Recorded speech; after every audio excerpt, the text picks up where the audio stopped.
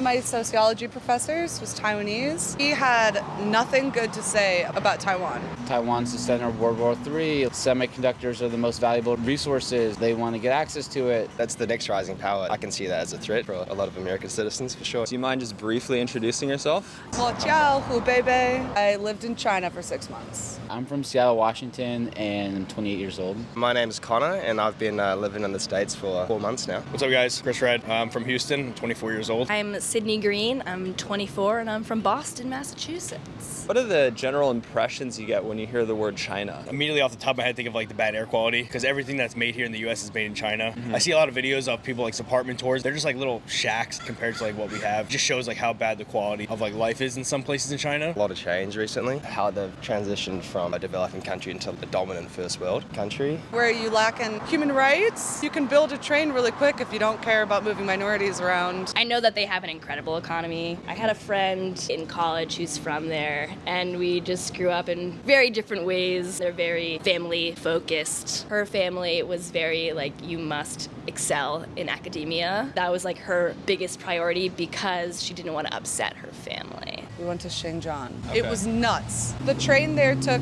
46 hours because there was someone who was like trying to smuggle someone else out, and the whole train had to be searched over, and we ran out of food and water. That was a pretty terrifying experience. Just talking to people who were like, yeah, I haven't seen my wife in a couple years now. She was just taken. Or someone who's like, this used to be my place of worship, and now it was burned down. You did feel that there is like certain advantages of being a foreigner in China. Oh yeah, I didn't pay for quite a few things my first like couple months, and I was like, this is amazing, I should live here forever. And it took me a couple more months to realize like, oh, I was just being used to benefit someone else. I was relieved coming home. And I worked at a biotech company based in Boston that was started by a Chinese PhD student, and I was really optimistic and excited about the US and China collaborating. But then over the course of the 3 or 4 years I was at the company, the relationship between our sister company in China and in the US completely started to deteriorate. We felt like we were doing a lot of the science, but then it wasn't really a true partnership. And then as such, geopolitics between the US and China also were deteriorating in the background. At this point in time, do you feel like China is like a threat to America or a friend or kind of a rival? I think our country thinks that they're a threat. They have the power economically to put America in our place without having to even go to war. China has proven itself to be able to really produce advanced manufacturing on the level of America, if not better and faster and more effectively. That's the next rising power that's kind of coming up for America now. I can see that as a threat for a lot of American citizens, for sure, yeah. We don't know right now. I mean, with the amount of debt that we owe them, and we're never going to resolve that debt because it just goes up literally every second of the day. So until that day comes that they make an announcement or decide they want to go against us, then that's when we'll find out. Then we have a problem. Yeah. What do you think that like China and Xi Jinping in particular kind of wants or desires? They're having to bend the knee to America empire.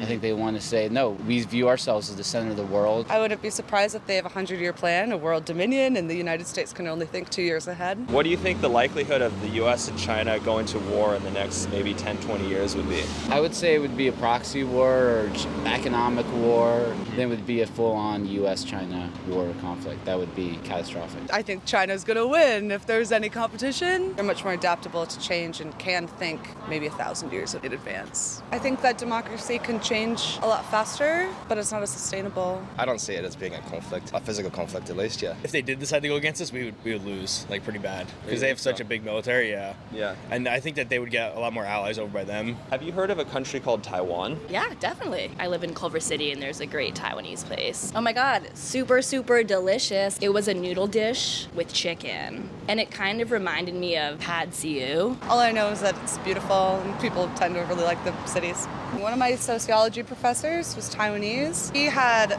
nothing good to say about Taiwan. It's becoming more Western and more capitalistic and less socialistic, and that's not really what we're trying to do with this country. General lack of obedience. It was a lot of that. It's like China's trying to take Taiwan. Taiwan's the center of World War III. Semiconductors are the most valuable resources. They want to get access to it. China has always viewed Taiwan as part of China. The China-Taiwanese civil war many years ago, and A lot of people in Taiwan are like a little bit indifferent, just maybe don't want things to change, but it seems like things are hitting a crossroads. I know a bit of history about Taiwan. I know how it was founded with the Communist Party and I guess like the more democratic party. They had a war. The people from Taiwan got pushed back to Taiwan and then the people of China kind of took over the mainland China. Now there's a bit of conflict now between mainland China and Taiwan. Mainland China wanting to claim Taiwan as the true China and then Taiwan wanting to claim mainland China as the true China. So you feel like living there as a foreigner or as a Taiwanese would be safe at this point? 100%, yeah. Well, I got family there, so he's been there for like 10, 15 years, speaks fluently. His son's there as well, and his daughter. He goes over there selling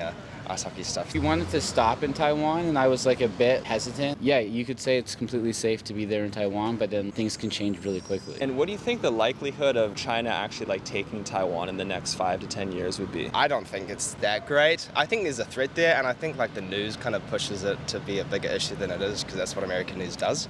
Yeah. I don't think China wants a hot conflict to do a full-on sort of invasion. China plays very long games. I feel like this is kind of a more popular issue in recent years. Yeah, definitely. With China becoming more of like a mainstay in like the world, a lot of their domestic issues or international issues get a lot more light. Yeah, I would say it is kind of a hot topic. In the community that I'm a part of, it's like front and center, which is like kind of this tech American dynamism community. Politics, they just add unnecessary stress. The little things about like politics in China, it's like, let them do their thing. It's not affecting us. They're happy over there doing whatever they're doing. That's fine. As long as they interfere with what we're doing in the U.S. with like our trades and whatnot, then good on them. Seeing the news that they projected about us and our news about them, it all felt quite false and hard to comprehend. I wish I had facts. I tend to stay away from news. It tends to bring me down. Do you think that if China did invade Taiwan, that America would be willing to get involved in another conflict? With the current like administration that we have, I want to say no, just because with the polls coming up next year, I don't think that they want to jeopardize anything that can stop the re-election from happening. But would we fund it? Maybe. It's kind of like a Ukraine thing where we didn't go to fight, but we did send them like a lot of resources and money to help them. Don't think so at all. They wouldn't want to send any